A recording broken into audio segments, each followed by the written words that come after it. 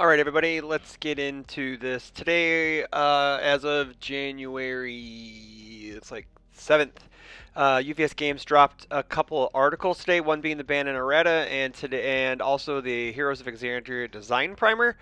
Also, Paul, owner of UVS Games, dropped a giant bomb on Facebook today. I had someone reach out to me, thank you, Jacob Masur, for that screenshot since I am not on the Facebooks. So let's go ahead and go ahead and go over the design primer because that's what I'm most excited about because I assume that the ban and errata list is just fateful decision or whatever it's called from Critical Role. So let's just get into this. It's by Tim Free, UniVersus Rules Manager. Good morning, fighters and critters alike. My name is Tim Free, UniVersus Rules Manager and lead design for the Critical Role Heroes of Exandria booster set. Awesome, because I believe he was also the lead for the Challenger deck, so that means we're probably in good hands, everybody. I wanted to share some of the design ideas used for the upcoming booster set Critical Role Heroes of Exandria. Normally I'd be talking about the new rules created for this set, but I wanted to keep this set a little more straightforward and instead play with some other ideas, exploring design concepts rather than implementing a new keyword or card type, especially after so many new ideas coming out after our few releases. First mechanical idea I'd like to discuss is classes. How class archetypes developed within the symbol identity in mind. The initial idea of what we've done in Heroes of Exandria started way back in MHA Jetburn. That's interesting. With the inclusion of character traits. Oh, yeah, it makes sense. Specifically, the traits that were about being part of a group. 1A, pro hero, villain, etc. These were meant to provide for a through line of similar themed mechanical abilities that was limited to certain characters within that group's membership and had a loose theme around its evocation. To a degree, this experiment was successful, but we never really had an opportunity to explore it, aside from a handful of cards per set. Critical Role originating from a group of friends playing a bunch of nerdy ass voice actors playing a tabletop RPG was a perfect place to try and expand this idea further. This time rather than characters assigned a trait solely based on a team or a group they are part of, we figured out different classes for each character. You can eat some of the characters possessing multiple class traits. Class traits you will find in Heroes of Exandria are Brawler, Brute, Champion, Entertainer, Healer, Hunter, Inventor, Mage, Occultist, Pact Bound, Thief, Warden, and Warrior. Now it's interesting. Now we got to figure out which one has which.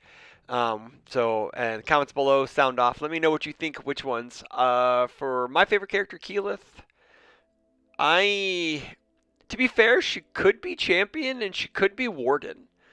Um, Yeah, either or. I mean, I'm super excited. Um, since we are exploring the ideas of classes unlocking more power on a bunch of cards, we also wanted a way for players to maybe access some of those abilities while playing a character that doesn't normally get to do so.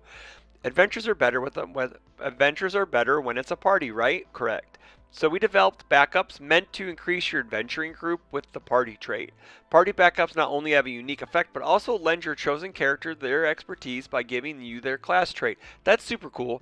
Um, that was like the assets of power, I believe, would give you that symbol way back in the day. I will be going into class identities and how they translate into UniVersus and an article upcoming soon for keep an eye out of that. We want that article yesterday, Tim. We want that article yesterday. Finally, finally, the last significant thing I will have to talk about with Critical Role of Exandria is how deck building symbols will help create the identity of the set. Within Critical Role Heroes of Exandria, you will find the world be represented by 9 of our deck building symbols that will see a return of in-set multi-symbol cards. Every ultra rare and higher, along with a couple lower rarity cards, will have at least 2 symbols per card. That's fantastic. I would love for it to come back to have 3 symbols per card because yeah. While this is all I can reveal for now, I am very excited to be sharing more details about the set before it's released on March 7th, 2025. It was a pleasure to lead the design team for one of my favorite worlds for a second time. All that's left is for fans of both Critical Role and UniVersus and get excited and ready your collections, shuffle your decks, and ask, is it game night yet? That's super cool. I want to touch on this section right here. I don't know if this will be highlighted on the video. Yes, it is. Cool. It's not in blue, but it is in something. Um, it looks like we may. I wonder if we know Attack on Titan will always. Attack on Titan 3 will probably be just single simple cards, but I would hope that with feedback they got from AOT 1, maybe AOT 2, is that we're going to be going back to multi-symbol cards, even if it is at least two symbols, right? Like, I'm hoping that not everything is a Toon Land forever. We know that the secret rare we saw that has Delilah on it. It has three circular symbols, so three actual symbols, not attune symbols. Because I think attunement should be just for supplemental stuff, not like a full set. So that would be really cool. So it looks like that they're really going to play instead of like a symbol identity, we're going to go class identity, which is kind of cool. So it just depends on what they feel each class involves, like what they do, what it entails. So that's super cool, super cool. There was also a card that was shared via the newsletter today. I'll put it up. I'll post it up there. Let me find it first. It is Exploring Amon, so 1/5 action plus 2 mid block. It's a spell, so that's super cool. Jester can't find it because it's Earth attuned. Enhance if you have 3 or more face down foundations. This attack gets +4 damage. Enhance if your rival has 3 or more face down foundations. This attack gets -3 speed. It's pretty cool. I wish it cleared itself on the defensive section, just because it's really then just -2 speed. It also based on how many cards you have in your card pool, so X, Y, and Z. So, but yeah, it's kind of neat. It's a fine card. It is the cover art to one of their soundtrack albums, I believe. I'm not entirely sure on that. Correct me if I'm wrong in the comments below. So moving on to part 2, we're going to talk about the ban and errata list for 1/7/25. There are no changes to the UniVersus ban list this month. Heading into the Nationals events push, we are excited to see what the players have been brewing up for these huge events. It's a whole lot of chaos, guys. A whole lot of chaos. We are keeping a very close eye on any potential outliers in recent and upcoming events to ensure a diverse and healthy metagame. The team hopes to see you at our upcoming Nationals events. I'm hoping to see the team at Nationals events, at the National event, to be honest. However, we do have an errata for a card releasing this coming Friday, January 10th, 2025, in the Solo Leveling Challenger Series. This is the card I thought. Fateful Decision.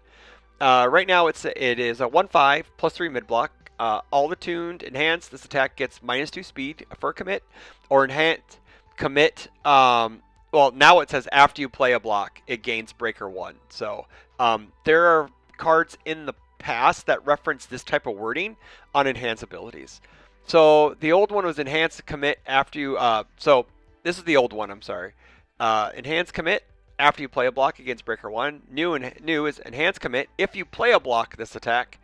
Your block gets Breaker 1. So this doesn't create a floating effect. It just says, but everyone knew it was just supposed to be after one block. We missed updating the wording here, and the errata ensures that the ability will be played as intended. Because this is a change to a card releasing this week and is a simple clarification on how it was always intended to read. This update will take effect immediately rather than next week. You can hit the legal document there. I'll leave that in the comments below. You guys can find other socials and on the website. So, next up, let's see if I can figure this out. Try to make it look somewhat cool. We'll hide that. Pull this up. Yeah. So this is from Paul from UVS Games. It's probably not going to come up very good if you're watching this on a phone or even on a laptop, but I'll try my best to read it. Happy New Year, everyone. Last October, I reached out to the community with a question. What is one impactful change UVS Games can make to elevate the player experience in 2025? We are blown away by over 200 responses. Here are some of the exciting things we're doing in 2025 based on your feedback. So one cool thing is, though, this company really, really values community feedback.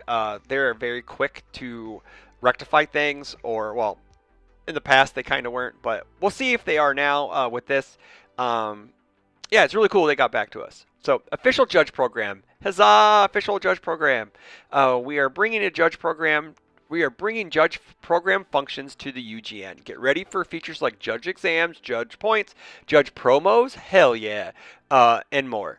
Our goal is to start rolling out these updates during the 2025 cycle. Stay tuned for more details. Very cool. I was a judge in Score Z back in the day, and they did like judge points and judge promos.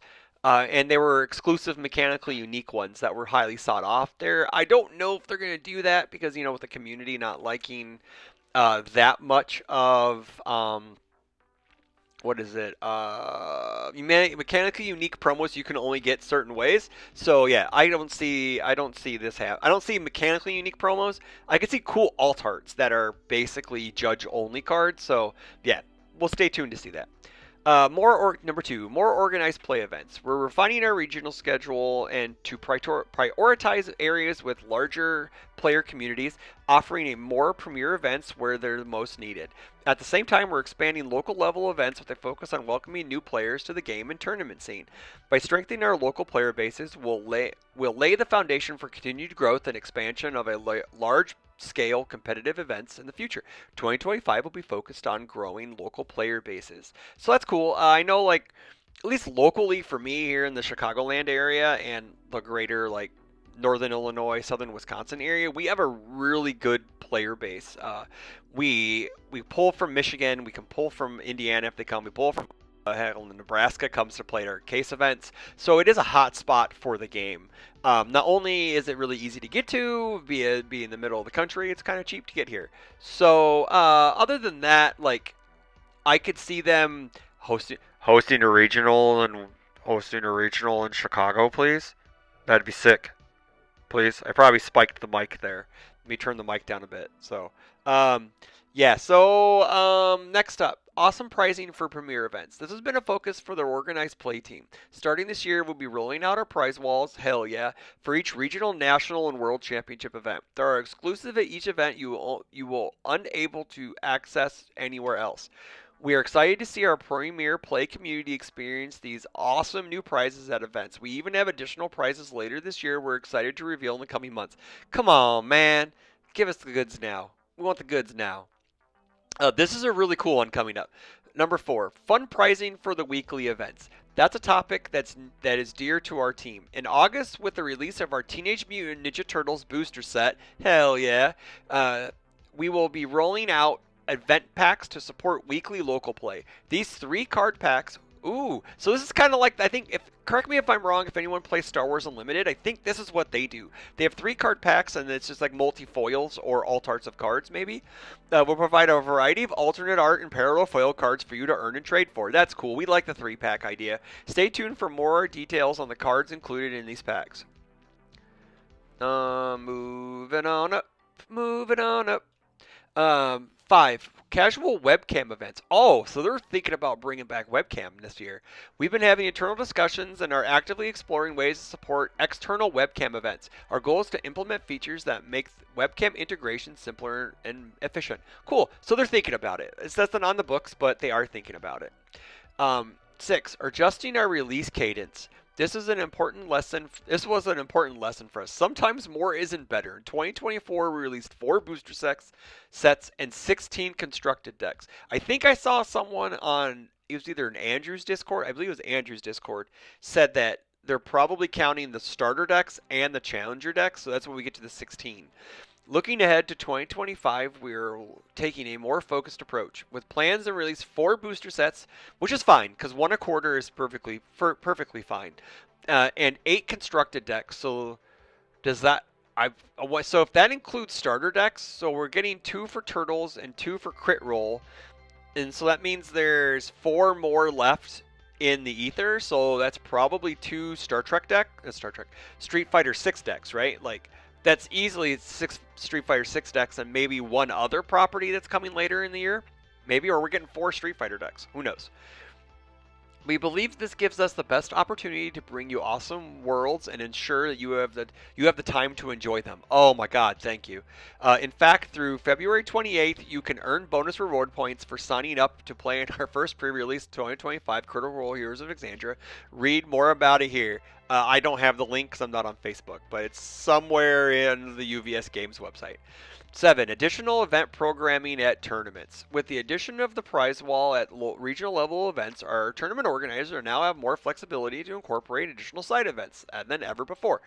This opens up opportunities for them to expand programming as they see fit. I love how they call it programming. I think it's kind of sick, right? Like it's some like TV shit, right? I love it. I love it.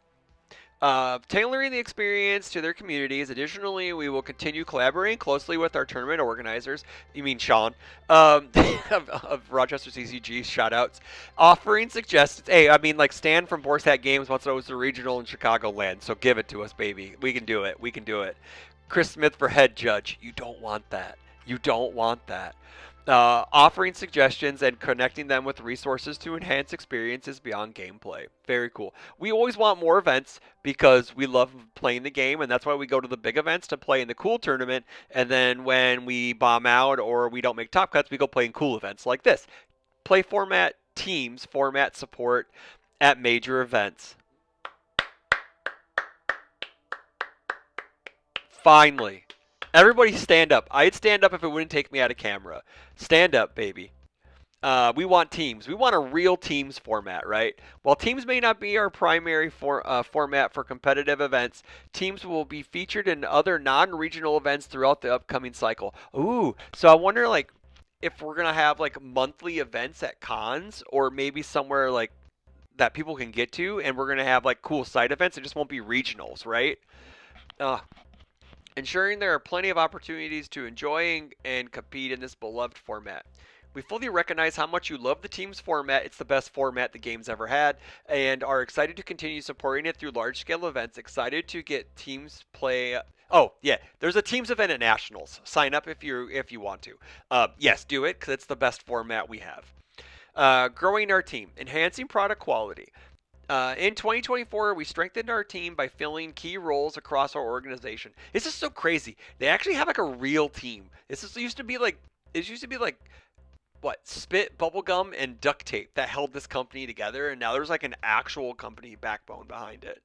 Enable us to better deliver the amazing products you love by expanding our editing and our quality assurance teams. Please do enhancing, like there will always be mistakes, enhancing logistics for faster product delivery and refining processes through our PMO organization. I have no idea what PMO means. UVS Games will continue to enhance product quality. We're building this game for you, and your feedback helps us make it even better. Comment any additional ideas below we should take into consideration. Have a great 2025. And then they leave a newsletter link. So yeah, that's pretty cool from Paul. Like he didn't have to do this, right? Like for one, I mean, like it's fine. He posted it on Facebook and all, but not all of us are on Facebook. But it did get to the Discord. I know Lenoco did it to the Discord. Pretty sure every content creator is going to cover it. Tam will probably go live with it, but he has community night, game night tonight. So guess what? I get to put this out. I'm pretty sure Brett already beat me to it. So, but yeah. So that's quite a lengthy news video, everybody. But stay tuned for more coming up. Nationals is coming up. Don't forget to like, share, comment, subscribe. I will be doing more National Prospects videos, more Critical Role videos as we get more content. I'm hoping to get a Critical Role reveal. That'd be great. But until then, everyone take care, stay healthy, and we'll see you at Nationals. Peace.